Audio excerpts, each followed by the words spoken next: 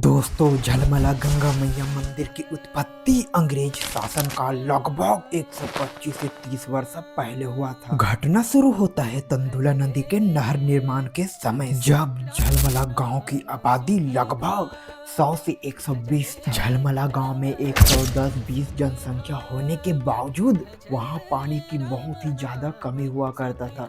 तो सभी गांव वालों ने मिलकर वहां पर एक बांधा तालाब यानी कि पानी कमी को दूर करने के लिए एक बहुत बड़ा तालाब खुदवाया। जमुनिया फैमिली यहाँ के लोगों से हमने बात किया तो हमें पता चला एक दिन गांव के मछुआरे, जिसे हम लोग केवट के नाम से भी जानते हैं, तो वह एक दिन तालाब में क्या होता है जाल डालने के लिए यानी कि मछली पकड़ने के लिए जाते हैं। और वह मछुआरे के जाल में ना एक मूर्ति यानी कि एक पत्थर की मूर्ति फंस जाती है, जिसे मछुआरे साधारण मूर्ति कहकर वहीं पानी पर तालाब पर वह मूर्ति को छोड़कर आ जाता है। फिर क्या दोस्तों, बताया यह भी जाता है कि माँ गंगा मैया इसी गांव के एक आदिवासी, जिसे हम लोग गोंड जाति के नाम से जानते हैं, आज भी हमारे छत्तीसगढ़ के गांवों पर गोंड जाति के लोग बैगा का काम करते हैं। आपको तो पता ही होगा। तो क्या हुआ, आज से लगभग 120-30 साल पहले बैगा का काम एक आदिवासी करते थे। उसे माँ गंगा मैया ने स्वप्न दिया और स्वप्न में कहा, मैं जल के अंदर हूँ, मुझे बाहर निकालो और मेरी प्राण प्रतिष्ठा करवाओ। बैगा ने सुबह यह बात गांव में बताया तो पूरी सच्चाई क्या है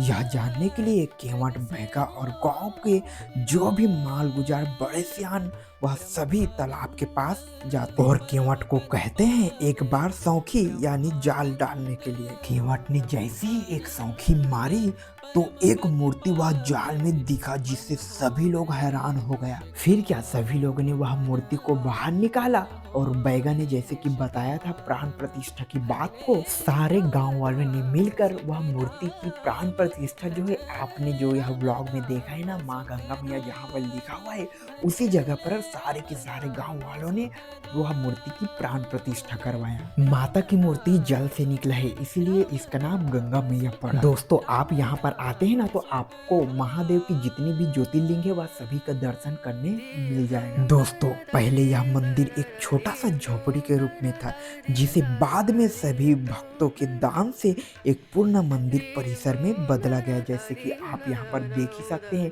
मंदिर का काम और भी यहाँ पर चल रहा है। आपको आने वाली कल और भी मंदिर देखने को मिलेगा। दोस्तों, आज भी सभी भाई बहनें माँ गंगा मैया मंदिर पर अपनी ओर से जितना हो सके वह दान आज भी करते हैं। दोस्तों, बताया यह भी जाता है, जैसे कि मैंने आपको शुरुआत ही समय में बताया है, यह मंदिर अंग्रेज काल की है।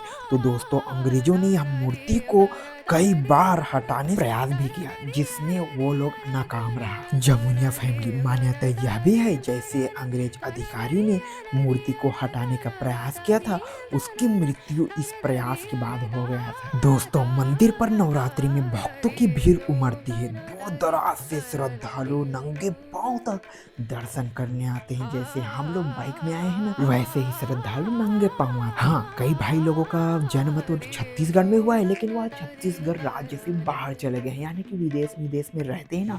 लेकिन वो लोग जब नवरात्रि के समय आते हैं ना तो यहाँ पर माँ गंगा मैया की दर्शन करने एक बार जरूर आते हैं, क्योंकि मान्यता यह भी है कि नवरात्रि के समय ज्योति जलाया जाता है, जिससे ज्योति जलाते हैं ना अगर आप अपनी ओर से, तो आपकी मनोकामना भी पूर्ण होती है। आपको कुछ ही देर पहले मैंने ज्योति कलश रूम भी दिखाया हूँ, वहीं पर जो है पूरा ज्योति जलाया जाता है। वैसे आप यहाँ पर आने जाने की सोच रहे हैं कि कौन से एरिया पर क्या क्या मिलता है, रहने को यहाँ पर मिलेगा नहीं मिलेगा, क्या कुछ यहाँ पर जगह है और भी घूमने के लिए, तो चलिए मैं आपको डिटेल्स पर बताता हूँ। वैसे यह गंगा मंदिर बालोद जिला मुख्यालय से मात्र 3 से 4 किलोमीटर की दूरी पर है, जो कि दुर्ग बालोद मार्ग पर झलमला गांव में स्थित है। दोस्त, सबसे नजदीक रेल मार्ग की बात करें ना दोस्तों, तो आपको बालोद में 20 किलोमीटर के अंतराल में रेल मार्ग देखने को मिल जाएगा। वहीं दुर्ग पर आपको 50 से 60 किलोमीटर की रेल मार्ग दुर्ग पर देखने को मिलेगा। अगर आप वायु मार्ग चाहते हैं यानी कि हवाई अड्डा, तो सबसे नजदीक पर आप सभी को रायपुर भी पड़ेगा। दोस्तों, वहीं पर आपको माना भी पड़ेगा,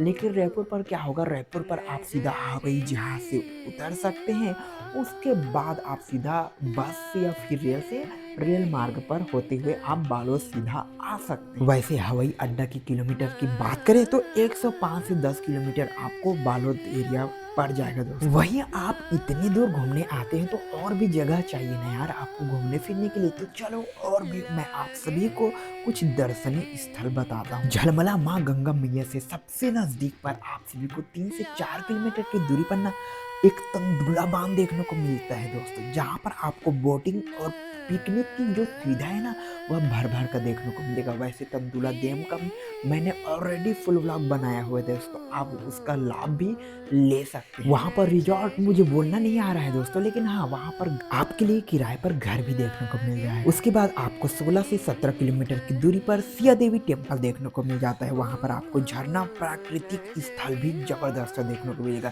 तो बस यार हमारा ब्लॉग यहीं पर एंड होता है। सभी भाइयों का दिल से शुक्रिया यार, सभी को दिल से धन्यवाद। Special thanks for Hiraman Yadav and अपना खिलावन भाई। अगर आपको यह व्लॉग स्टोरी बढ़िया लगा हो तो लाइक करिएगा, चैनल पर पहली बार हो अगर आप चाहते हैं कि आपको और भी ऐसे ही हिस्टोरी के साथ व्लॉग देखने को मिलता रहे, यह चैनल को सब्सक्राइब जरूर करिएगा।